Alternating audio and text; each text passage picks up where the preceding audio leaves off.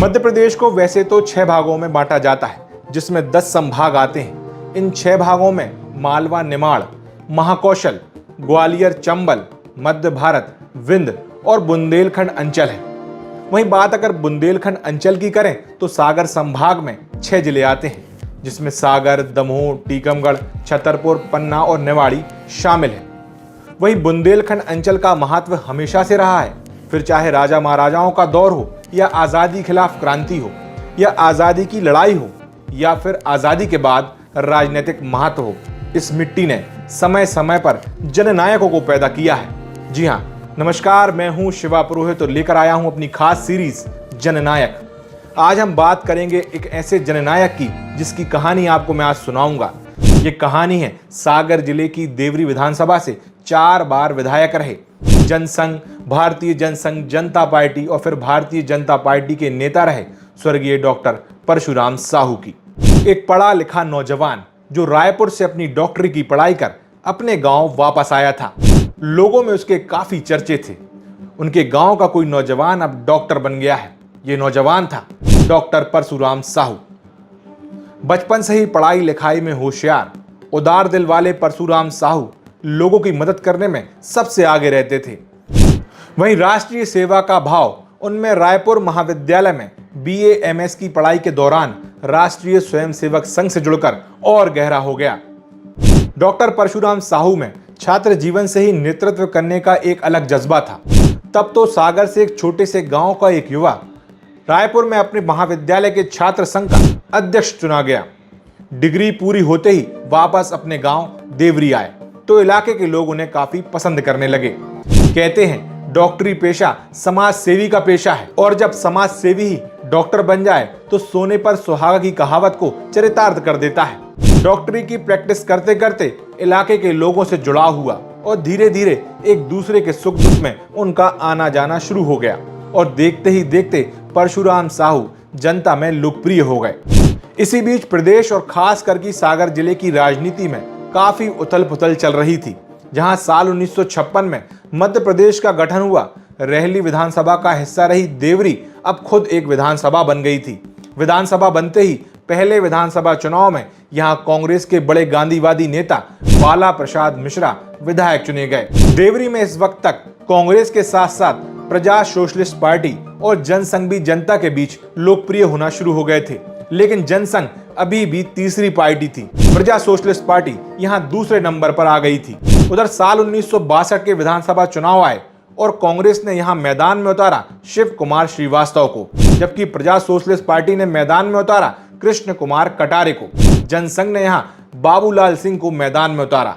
इस विधानसभा चुनाव में देवरी की जनता ने कुछ अलग करने का ठान लिया था और इसका ये नतीजा हुआ कि इस बार चुनाव जीते प्रजा सोशलिस्ट पार्टी के उम्मीदवार के कटारे।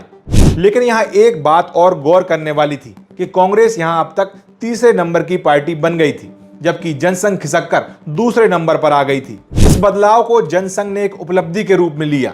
जनसंघ के नेताओं ने अब देवरी में एक ऐसे लोकप्रिय चेहरे की तलाश शुरू की जो जनसंघ का चेहरा बने और जिताऊ चेहरा भी हो। वहीं दूसरी तरफ डॉक्टर परशुराम साहू भी डॉक्टरी के साथ साथ समाज सेवा में ज्यादा वक्त देने लगे। RSS से पहले ही जुड़े होने के कारण जनसंघ के नेताओं के संपर्क में आ गए और साल 1967 में उन्हें भारतीय जनसंघ ने अपना उम्मीदवार बना दिया। उनका मुकाबला हुआ सिटिंग विधायक कृष्ण कुमार कटारे के साथ ही कांग्रेस ने द्वारका प्रसाद कटारे को मैदान में उतारा। साल 1967 में हुए त्रिकोणीय मुकाबले में डॉक्टर परशुराम साहू जनसंघ की उम्मीद पर खरे उतरे और जनसंघ चुनाव जीत गए। इस चुनाव में कुल 33,505 वोट पड़े, जहां भारतीय जनसंघ के डॉक्टर परशुराम साहू को मिले 12,347 वोट। वहीं कांग्रेस के द्वारिका प्रसाद कटारे दूसरे नंबर पर रहे, उन्हें मिले 11,310 वोट, जबकि प्रजा सोशलिस्ट पार्टी के कृष्ण कुमार कटारे को 6,061 वोट पर मिले और वो तीसरे स्थान पर रहे। डॉक्टर परशुराम साहू ये चुनाव 1,037 मत से जीत गए। वहीं इसके बाद साल 1972 में हुए चुनाव में डॉक्टर परशुराम साहू एक बार फिर भारतीय जनसंघ के उम्मीदवार बने। उनका मुकाबला एक बार फिर कांग्रेस के द्वारिका प्रसाद कटारे से हुआ। वहीं संयुक्त सोशलिस्ट पार्टी के उम्मीदवार कृष्ण कुमार कटारे थे, लेकिन इस बार डॉक्टर परशुराम साहू कांग्रेस के द्वारिका प्रसाद कटारे के हाथों हार गए। इस हार के बाद डॉक्टर परशुराम साहू ने अपनी हार से सबक लिया, अपनी कमियों पर अगले 5 साल तक काम किया। साल 1977 में जनता पार्टी के टिकट पर और साल 1980 में बीजेपी के टिकट पर चुनाव लड़े। दोनों ही बार चुनाव में जीत हासिल की। इसके बाद साल 1985 में जहां चुनाव हारे, वहीं साल 1990 में फिर वापसी की और चुनाव जीते। डॉक्टर परशुराम साहू अपने जीवन में कुल 7 बार विधानसभा का चुनाव लड़े। 7 बार देवरी विधानसभा से चुनावी मैदान में उतरे। 4 बार उन्हें जीत हासिल हुई, जबकि 3 बार उन्हें हार का सामना करना पड़ा। वहीं 2 बार मंत्री भी बने, जिसमें पहली बार साल 1967 में सम्मित सरकार में राज्य वित्त एवं समाज कल्याण विभाग का जिम्मा सौंपा गया। वहीं दूसरी बार साल 1977 में जनता सरकार में उन्हें पहले लोक स्वास्थ्य परिवार कल्याण, फिर सिंचाई राज्य मंत्री, फिर वन मंत्री बनाया गया। डॉक्टर परशुराम साहू ने अपने कार्यकाल के दौरान कई सारे कार्य कराए। उन्होंने देवरी विधानसभा में सिंचाई के लिए मसूर बावरी मध्यम सिंचाई जलाशय योजना को साकार किया। कई गांव के किसानों को बड़े पैमाने पर सिंचाई की सुविधा उपलब्ध कराई। तो वहीं क्षेत्र के लोगों को परेशान ना होना पड़े, इसके लिए तहसील और फिर सिविल कोर्ट की स्थापना कराई।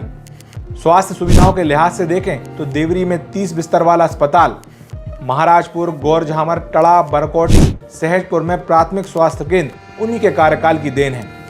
10 आयुर्वेदिक अस्पताल, देवरी नगर में होम्योपैथिक अस्पताल उन्हीं के कार्यकाल में शुरू हुआ।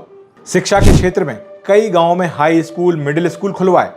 क्षेत्र में 20 नगरों में नल जल योजना का शुभारंभ कराया। इसके साथ ही मंडी, बीज प्रक्रिया केंद्र, उप कौशलालय, कॉलेज, टेलीफोन का विस्तार, अनेक सड़कों का निर्माण, आदिवासी उप योजना तथा बिजली संकट दूर करने के लिए 10 करोड़ रुपए की 132 केवी के विद्युत उपकेंद्र का शुभारंभ उन्हीं के कार्यकाल में हुआ। बुंदेलखंड में पहले जनसंघ और फिर भाजपा को मजबूत करने वाले डॉक्टर परशुराम साहू ने अपनी राजनीतिक जीवन में संघर्ष किया। संगठन में वह प्रदेश उपाध्यक्ष जैसे पदों पर रहे, लेकिन आज उनके परिवार की पार्टी में ही पूछ परख कम हो गई है।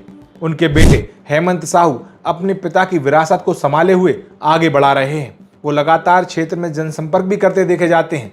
उन्हें अपने पिता के नाम का जन समर्थन भी मिल रहा है।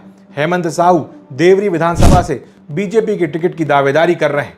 लंबे समय से वो पार्टी में अहम जिम्मेदारियों को भी बखूबी निभा रहे हैं। आज जहां चुनाव में टिकट जातिगत समीकरण और धन बाहुबल देखकर दिया जाता है, उस वक्त डॉक्टर परशुराम साहू देवरी विधानसभा में ये सभी गणित फेल करने वाले नेताओं में थे। उनकी जाति के वोटर्स ना तो निर्णायक थे, ना ही उनके पास इतना धन था कि उसका प्रभाव वो चुनाव में दिखा पाते। एक जमीनी नेता जो हमेशा देवरी की जनता के लिए अपना सब कुछ निछावर करने वाला था। डॉक्टर परशुराम साहू को हमेशा हम यूं ही याद करते रहेंगे।